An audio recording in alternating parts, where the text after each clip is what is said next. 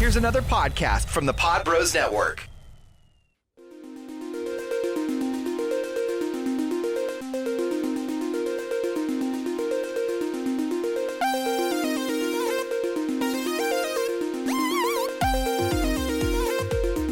What's happening, all you Jean Pod Van Dammers? It is Jean Pod Van Damcast. Jeff and John back in studio in Wyandotte, Michigan at the beautiful DCA and the Pod Bros studio. And this is episode 99. Oh, man, getting up there. I know, man. We are reviewing Universal Soldier 3 Unfinished Business. 1998 rated R, 1 hour and 35-minute action sci-fi in which the returned Luke Devereaux and Veronica Roberts continue their attempts to expose the Universal Soldier unit.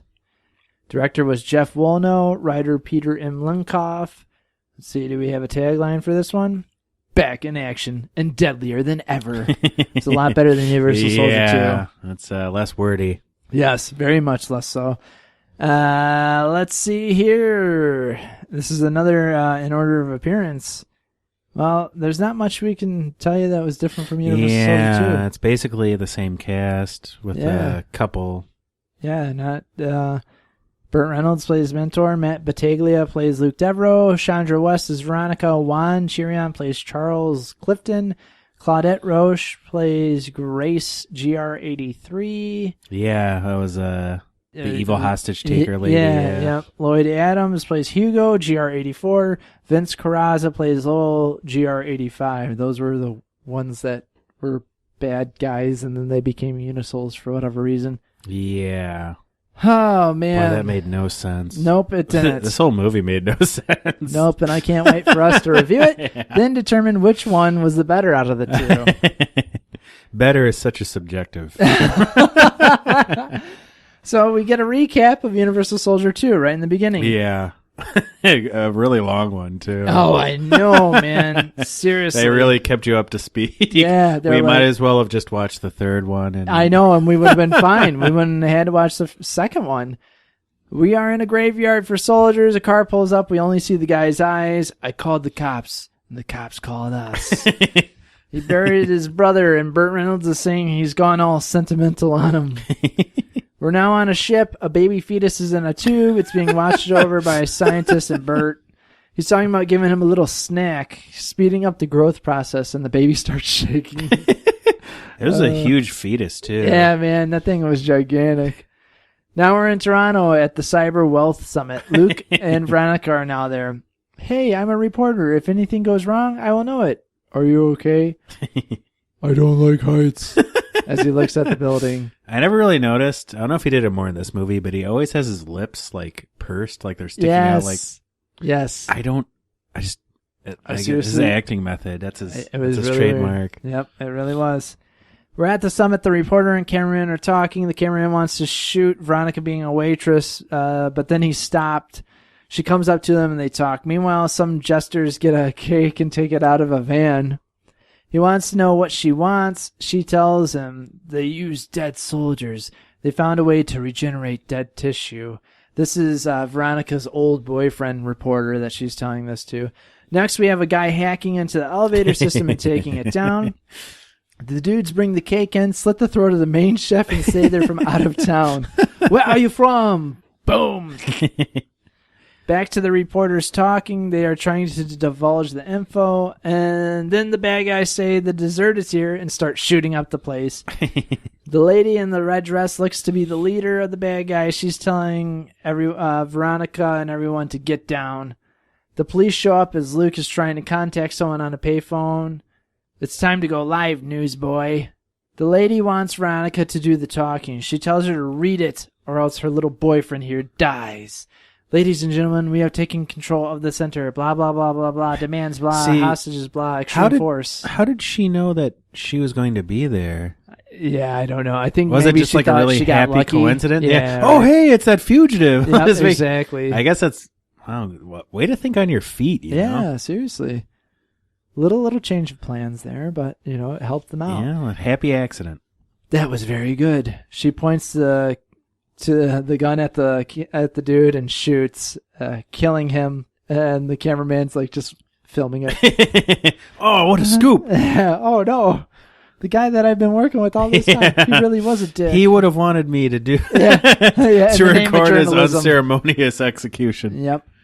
They get the captain on the phone. The captain thinks it's Veronica. The lady tells her she wants $110 million unmarked. By the way, that's U.S. I did like that. That made line. more sense back then than it does. Oh, that's getting back there. Yeah, right? Yeah. Luke hears what is going on. He decides to enter the building while others leave. She wants all the billionaires to give her $5 million each or they die. So they all line up quickly at the computer. They put in their ATM cards and dump $5 million into the account. Yeah. Just how it works. I had no clue that's how easy it would be. Yeah. Luke makes his way to the top floor. He's overheating. The rich people are giving over their money. They hear something happen in the kitchen. One of the bad guys checks it out. Who the hell are you? I'm just a busboy. You must lift some pretty heavy dishes, baby. Another guy says he's a busboy. She sniffs him and says he's a cop. Kill him. A guy stabs a knife into Luke. He just fucks people up, kills the dude, shoots another bad guy. The lady holds Veronica by gunpoint. He takes the knife out and throws it into her neck. Are you nuts? I thought you were scared of heights. Hold on. Burt is watching the news now, not looking too happy. He calls the scientist, lets him know what's up. He watches the news about some people giving gold to the Holocaust survivors, and you already know what's going to happen here. Veronica heals up Luke with some cold spray. He's thinking of his parents while she's talking. I have to get home. Your impersonation is impeccable, by the way. Thank you. It's super. I've been watching this movie nonstop just to make sure it's perfect. Burt shows up and talks with some general. I'm told you're in charge of security at an Air Force base. I need a favor. What's that, sir? I need you to die. Don't worry, it's only temporary. And the scientist has the 3 dead bodies of the bad guys in Toronto. They've created a clone of Eric. Dun dun dun. For reasons I don't begin to understand. Yeah. We're gonna clone this guy who was a defective Unisol in the first place. Yep.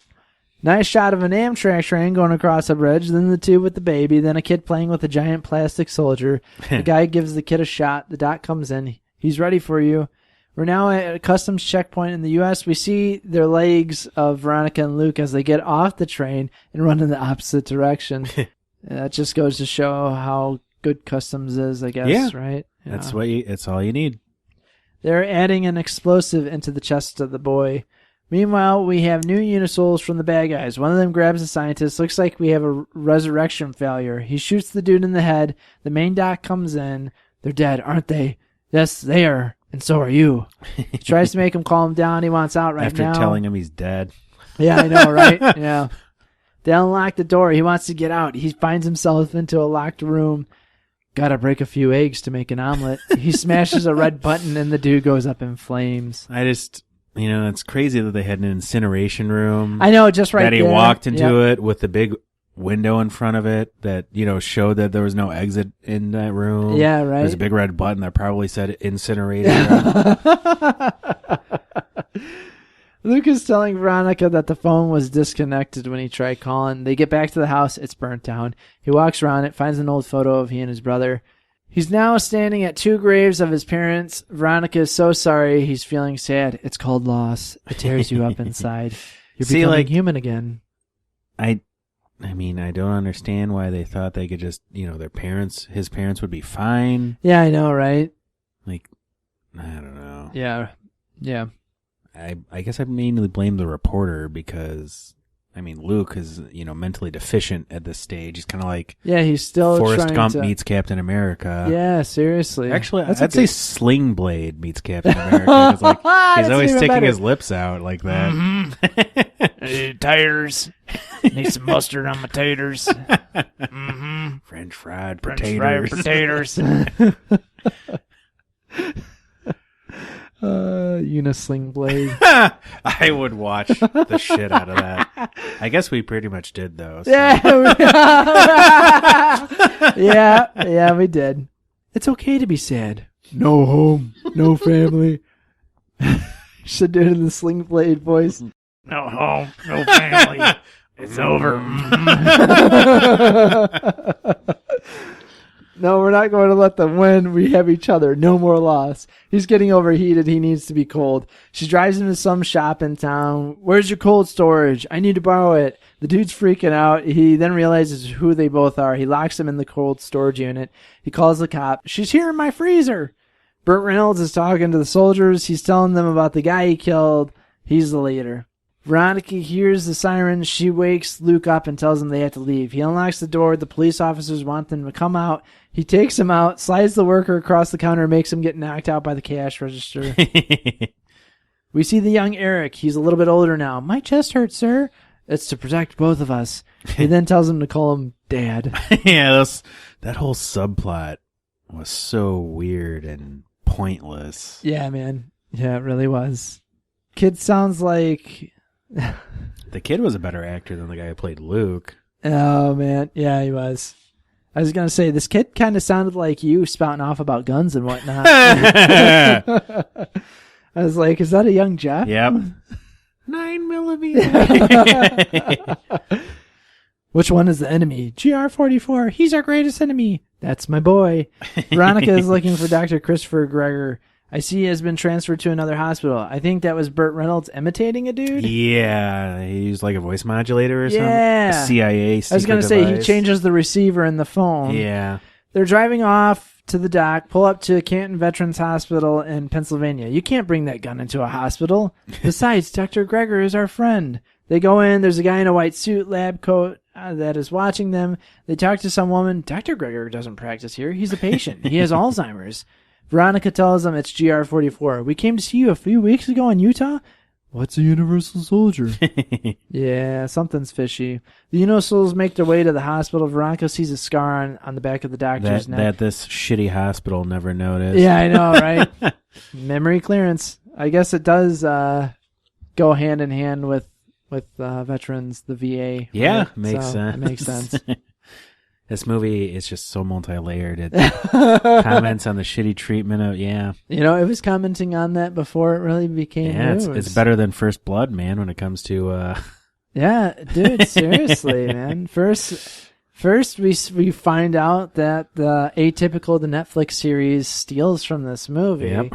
And now we find out that basically this movie is trying to show us in 1998 the terrible treatment of veterans at the VA. So it's so true, especially the dead veterans. Yep, especially those ones. The Unicils are making their way throughout the hallways. You're right. I erased his memory. Dude is trying to hold them hostage. One of the vets throws his sleeper. Yeah, the guy who was hitting on the nurse threw this prosthetic arm at him. Yep. And like the sleeper agent catches it with both hands, dropping the gun. Yep. It was the shittiest sleeper agent. That was a terrible sleeper agent. He is not good. And they're like, oh, he's non-combat. Like, that's right. Why even give him a fucking gun? I know, man. Yeah, exactly. Knocks the gun out of the guy's hand. Luke has it now. Thanks for the hand. Thanks for the hand. God. Thanks for the hand. Yeah. This movie, yeah, they went. They were more with the one-liners, which I did appreciate. Oh yeah, I know, especially the way he delivered them. Yeah. Oh, I know. Yeah. Thanks for the hand. They're chasing after him. It's the lead female. He kicks the door open to make it look like he went inside there. She shoots it out, noticing there's no one there. Gunfire back and forth, people getting taken out, urine and bottles spilling, shell casings falling. That was so gross. They had the sample bottle and a close-up of it for no reason. Just like exploding urine everywhere. The guy with the one arm gets shot. They drag him to the staircase. All these poor hospital patients are getting shot up. I'm like, why are they focusing on? Like, what is the point of this scene? I was dying. He tells them to leave him. That's an order, soldier. The Unicils take him out as he shouts downstairs, distracting them as Luke and Veronica head to the roof. They escape down the fire escape, getting shot at. They get into an ambulance and drive off as the lead female shoots at them. They hit one of the other ones and run over him. He probably didn't feel it. The lead scientist wants everyone back to the base. They're driving. Something happened to the ambulance. One of the soldiers is hanging on to the bottom of the car. He's barely alive. He tries to choke Luke, but dies. Or at least he's dying. We're keeping him. The best way to fight an army is with an ally. Luke takes out the little computer tracking device in his leg, wants to reprogram him. They hook the device up to a computer and look at the camera. They hear Burt's voice but only see his body. They're trying to see who it is. They hear what the guy is planning to do. Luke sees the ring on the hand of the guy, enhances it. It's a ring of the Spectre Company. And, I know, that's exactly what I thought. It was like the shittiest, like, it was all staticky. Oh, dude, you would not be able to tell what that was.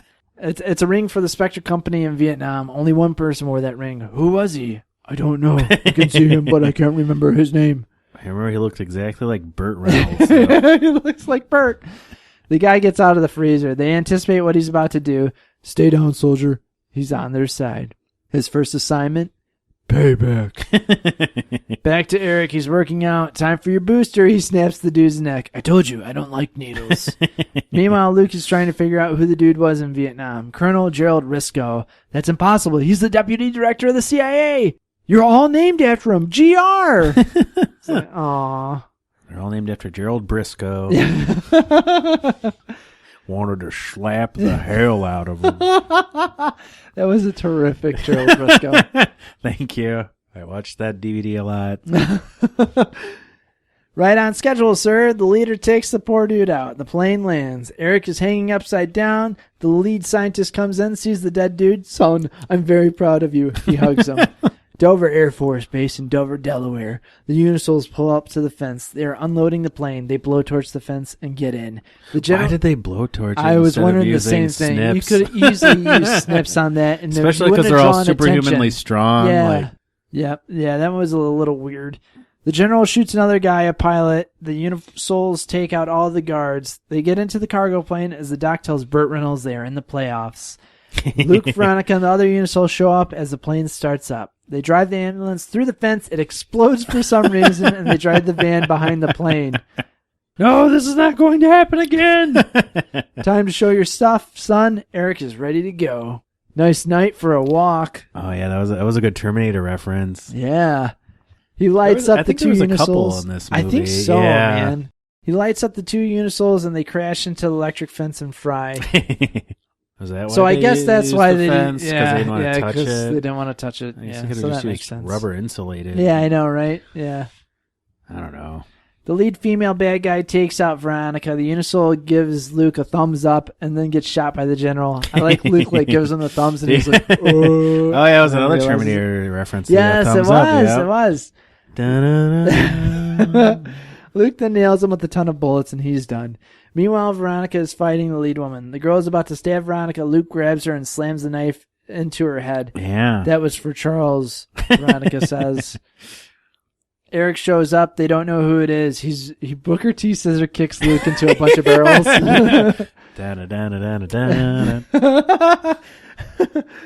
He licks him over. Eric?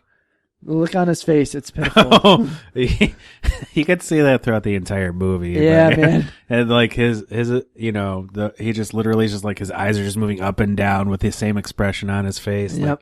Confused. Oh, no. Target confirmed. Kill him. Eric is beating him up. My name is GR87. He said GR8 and then 20 seconds later. Yeah, I said 7 after I was kicking, punching him. Luke shows Eric the photo of them. We are brothers. Remember. It activated his clone memory. It did, yeah. It activated. Worked like a charm. Yeah, it did. They killed our mother and father. Eric is having memories. He's going recal. He takes off his eye protector camera thing. Luke! They embrace. Brothers! This whole This scene is so fantastic. What do we do now? It's time to cash in our insurance policy. The doctor swipes the card, hits his arm, arms alarm. Eric starts beeping a bomb. Eric! Stay, Luke. He runs off. You bastards! He blows up. Luke picks the headset up. Your life is over. Why would they have a bomb that takes 20 seconds to activate? Yeah, seriously. With a 60-yard radius that was more like 10 feet. Yeah, I know, right? Colonel Risco. Luke comes out of nowhere. GR44, right? Why did you kill my family? This is about the well-being of the American people. Burt is giving some this bullshit acting to him. exchange, yeah, man. I felt so bad for Burt Reynolds throughout this entire film. I know. Burt's probably just I'm getting paid. Yeah. Burt tells him since he was a soldier, he should have followed all of his orders. Veronica and the cameraman comes out of the car saying they got everything. Give me that tape. There is no tape. We're live. Uh-oh. Burt makes a run for it, jumps up on the ledge, and then jumps off. Yeah, he's like, wait. Yeah. And then he just falls back. Yep. He lands on top of a car dead. The cameraman is filming it. Oh, great shot. Yeah. What a scoop. Extra. Up next, Luke is back on the farm building a new house. Veronica gives us a voiceover of how Burt was put in an unmarked grave, except we see the lead scientists have him in some tube. Welcome back, sir. How are you feeling? Excellent. First order of business, sir? Wake the sleepers. He nods. Unisols, report in. We're at Wall Street. GR77 online. GR71 online. GR76 online. GR80 online. GR72 online. It's Bill Clinton in the White House. That was so great. I was dying. Oh man, it was all in different locations around DC that was a really good Slick Willie, by the way. Thank you. And that was the end. That when it showed the White House, and I heard that, I started dying, man. Absolutely dying. This film, so crazy. So let's just get into the trivia of it. Not much. Produced with Universal Soldier 2, Brother in Arms for Showtime, the movie channel, as a miniseries meant as a backdoor pilot for a TV series. At around 14 minutes, during the hostage situation, a montage of world flags is displayed. The American Stars and Stripes and the British Union Jack are both upside down, a sign of distress. No kidding. Yeah. Huh. That's actually a cool little touch. A bizarre touch. A bizarre one, yeah. Why Very much the so. Union Jack? Wait, how could you tell if the Union Jack's upside down? Maybe they were confused. Let's see. Isn't the Union Jack is symmetrical? I thought it was, me too, but maybe it is symmetrical. There's no way. They could tell. I mean, maybe they were thinking of like the Australian flag or something. I don't know. That's because I look at it, unless I'm like goofing. If I look, no, the Union Jack is perfectly. Yeah, it's symmetrical. Yeah, I don't see. I mean, to our international fans, if you could help us out. Actually, no, you totally could. Oh yeah, because of the way the one stripe. Yeah, you can see it right there. My apologies to our UK fans for. I know. Kind of messing up on. Well, I mean, 1776, right? Yeah, so. I mean, we don't have to memorize what the Union Jack looks like anymore. Oh man! All right, so they expect us to not understand what other flags or how anything else in any other part of the world works. If you don't expect that, I mean, come on, right? Like, seriously, you're listening to the wrong country's podcast. So yeah, man. Well, what were your thoughts? This movie was fucking ridiculous. They just were like, let's just throw everything into the pot and out the window. It was so. I mean, because of that, I enjoyed it a lot more than the second one. Oh yeah, me too, man. That was and like the acting was way cheesier. Yeah, like, a lot especially more one-liners. Luke like took his acting abilities that he had and ran with it. It's so weird because it seems like these seriously were filmed one after another. Yeah, and I don't know if they're just like, hey, Luke, just fucking stick your lips out even more and man, go even sillier. Just go sillier, and then maybe they say we'll see what one the Showtime wants. Maybe they're like, we kind of like the second one more than that one. I know I did. Oh yeah, I mean, I didn't love it. Oh yeah, no, but I was entertained for a decent amount of the. Like the first one, I was like dicking around on my phone the whole time, and like right. I was just first one's really bad. And then they're just it's just I don't know. I guess I would give this like probably one more split. So that put me at 6. I think it put me at 6. Yeah, I think you were at 5 and now you're at 6. Yeah. So this one was watchable because of how like so bad it's good. Mm-hmm. Yeah, definitely. I agree with you. In the same boat. It was a lot better than the second one, in my opinion, as well. I thoroughly enjoyed this one more. And I almost was like, did I miss something in the second one? Yeah. Or I don't think what? so, because there was no I don't action. think so. No, man. The second one had way more action, which Yeah, I right? appreciated. It made no sense. No, man. The second one technically is probably a better film, Yeah, I know when you think about it. but this one was just way more entertaining. Yeah, this one actually did. The entertainment held up. Besides, with no action.